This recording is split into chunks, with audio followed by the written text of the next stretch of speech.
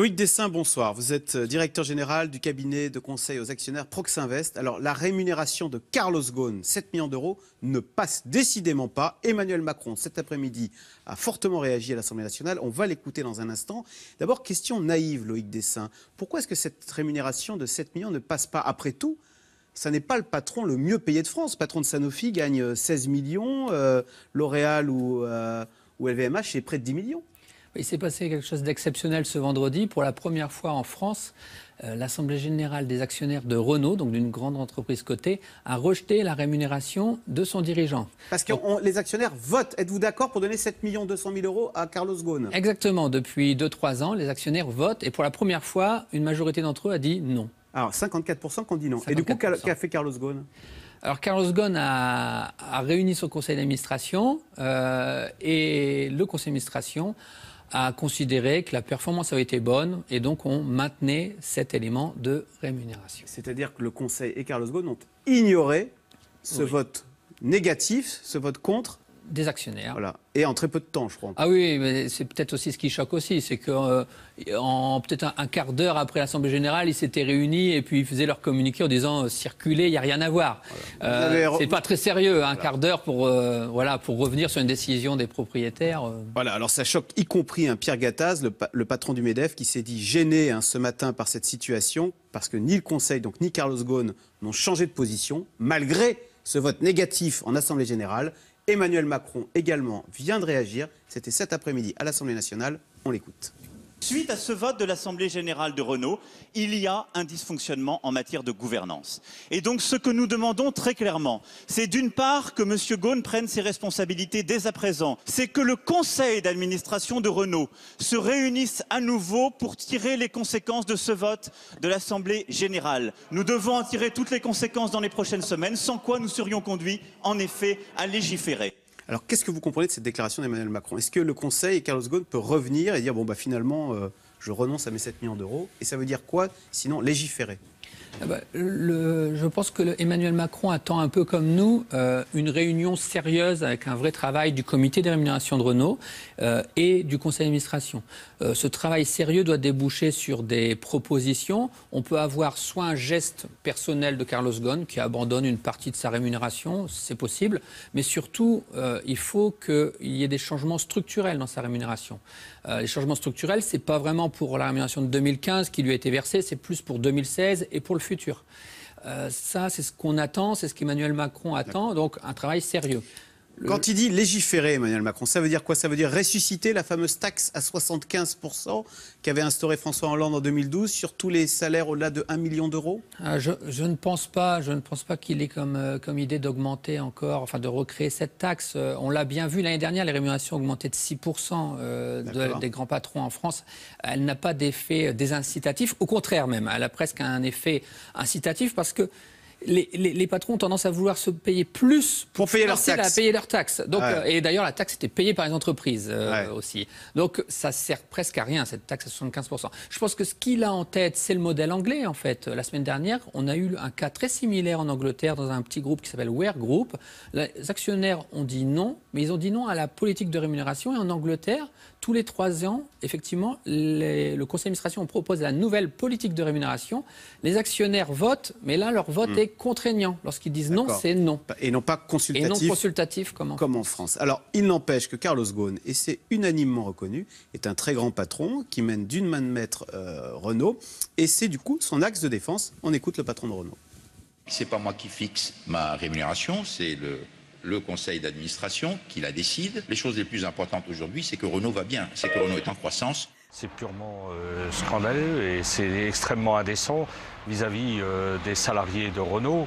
Les salaires ont été gelés. Ça, c'était le leader CGT de Renault. Il a raison de dire c'est démotivant en interne de voir le patron comme ça surpayé, alors que soi-même, comme il dit, on a les salaires gelés. Oui, je pense que chez Renault et même dans toutes les entreprises, c'est assez démotivant de voir son dirigeant énormément rémunéré. Ça casse l'adhésion. Est-ce qu'on pourrait dire la même chose? Vous savez, le patron d'Air France qui demande aux pilotes de baisser leur salaire, Et lui-même, là, il vient de partir avec un salaire qui s'est augmenté de 65%. C'est malhabile, c'est maladroit? C'est malhabile, c'est clair, c'est maladroit. Et le patron doit être exemplaire. Il a un devoir d'exemplarité. Il doit veiller à la cohésion sociale. L'entreprise, ces grands groupes, Air France, Renault, quoique tout de même, Alexandre de Juniac est beaucoup, peut-être 10 fois moins payé que... il a touché 1 million. Carlos Ghosn a touché 1 million d'euros.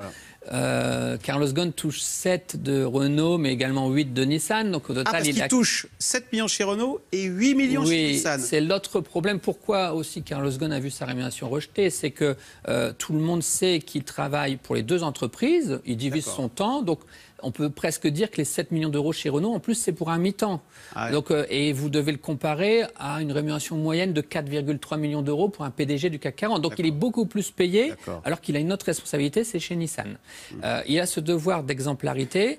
Il y a des accords de compétitivité qui se négocient dans l'industrie automobile avec les salariés, notamment les salariés français. Les salariés français acceptent chez PSA, chez Renault, de ne pas remplacer leurs collègues qui partent à la retraite, d'avoir des départs aussi de personnes, de travailler plus et d'avoir leur salaire plus ou moins gelé. En contrepartie, les usines françaises ont un taux d'utilisation plus élevé.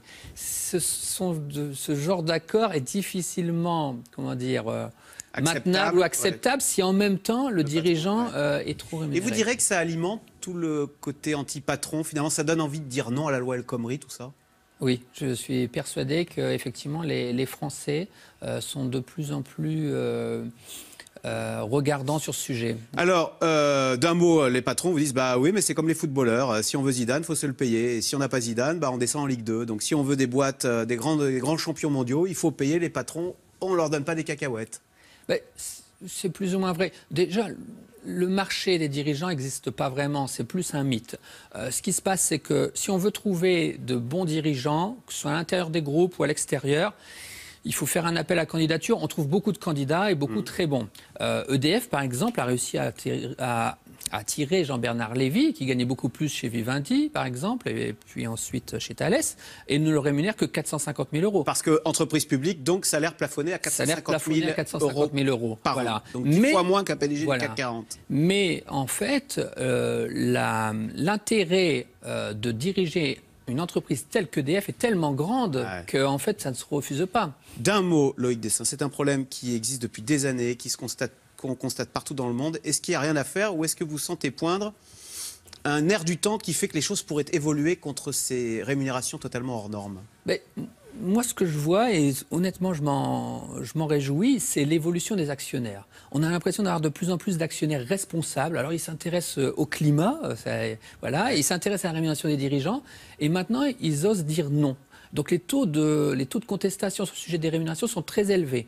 Donc, maintenant, l'enjeu, et là, on est en plein dans le débat avec la réaction d'Emmanuel Macron et la réaction du conseil d'administration de Renault, c'est de faire en sorte que les administrateurs qui sont supposés représenter les actionnaires réussissent à intégrer les attentes des actionnaires en matière de rémunération et comprendre effectivement que les actionnaires considèrent qu'avec 4 ou 5 millions d'euros, un bon dirigeant comme Carlos Ghosn, qui est un très bon dirigeant, est assez rémunéré. Et pour aller dans votre sens, vous avez le grand fonds souverain de Norvège qui gère 750 milliards d'euros, qui investit dans des tas d'entreprises, notamment françaises, qui dit désormais, on va regarder de près ces rémunérations et si elles sont trop élevées, il y aura des sanctions, on désinvestira. Voilà, pour aller dans votre sens. Merci beaucoup Loïc Dessin, donc directeur général du cabinet de conseil aux actionnaires Proxinvest. Je rappelle que Proxinvest, c'est vous qui avez posé la question qui fâche vendredi à Carlos Ghosn en disant « Monsieur le PDG, vous êtes trop payé ». Tout de suite, restez avec nous. Yves Calvi, c'est dans l'air. Une prime de 800 € pour les professeurs des écoles. Ces promesses seront-elles suffisantes pour désamorcer la grogne contre la loi El Khomri? C'est dans l'air est intitulé ce soir. Ça va mieux, l'école.